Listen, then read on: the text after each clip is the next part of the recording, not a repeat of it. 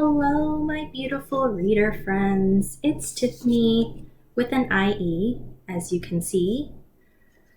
Welcome back to my channel, and I am going to be doing the DNF Book Tag. I was tagged by David's Book Reviews, and if you didn't already know, DNF stands for Did Not Finish. So let's just get into the tag. I have my handy dandy unicorn notebook again, where I wrote the questions. So the first question is, do you DNF? And truthfully, my answer is no.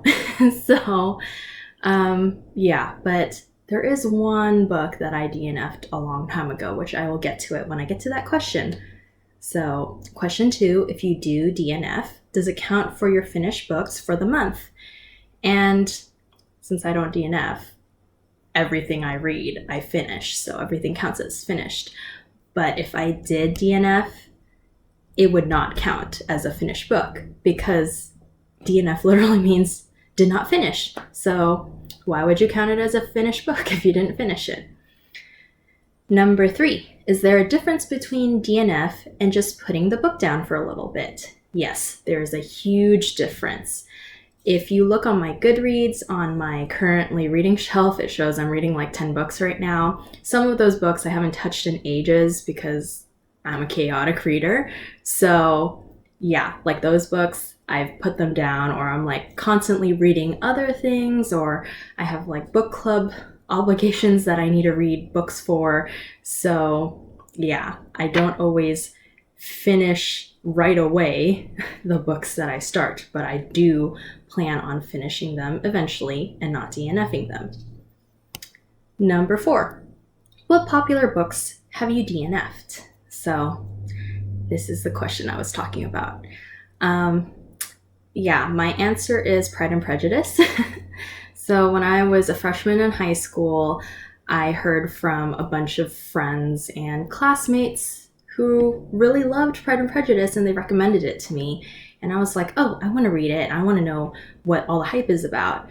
And then in my English class, we watched the Pride and Prejudice movie with Keira Knightley in it. And I was so bored. Usually, I have a pretty good attention span and I can pay attention to movies and books for hours and stuff, but I was just not engaged with that movie. And I was like, oh no, what if the book is like this too? And then so I ended up getting the book, and I read about 3/4 of the way through, and I was just so bored. Nothing was happening. It was so dense. I was just like, what is the point of this book? So I DNF'd it and just got rid of the book. I think I donated it to the library. So yeah, so that is what happened. But as for popular mainstream YA books or just popular books in general, I haven't DNF'd any of those. I read them all, or they're still on my TBR and I haven't gotten around to them yet, but I do intend on finishing every book I start. Number 5, what are some books you wish you DNF'd?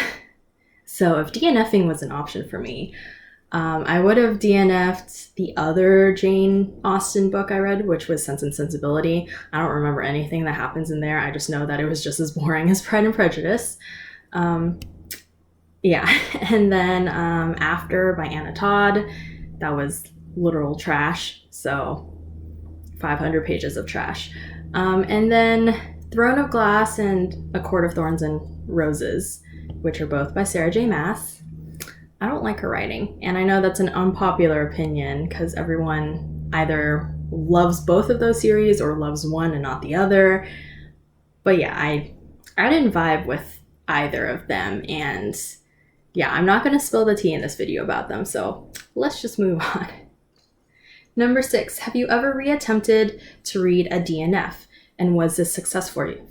Was this successful for you? Yes and no. I did eventually, many years later, I think sometime in college, I reread Pride and Prejudice from the beginning, and I actually read it a few times. I think 3 times total, but I still didn't vibe with it. But I did finally finish it, so it was no longer a DNF. And yeah, so I guess you could say it was successful because it was no longer a DNF, but it was also not successful because I didn't like it still. And question number 7, what do you do with DNF'd books? Well, I donate them to the library, or I give them to a friend who would enjoy them more than I would.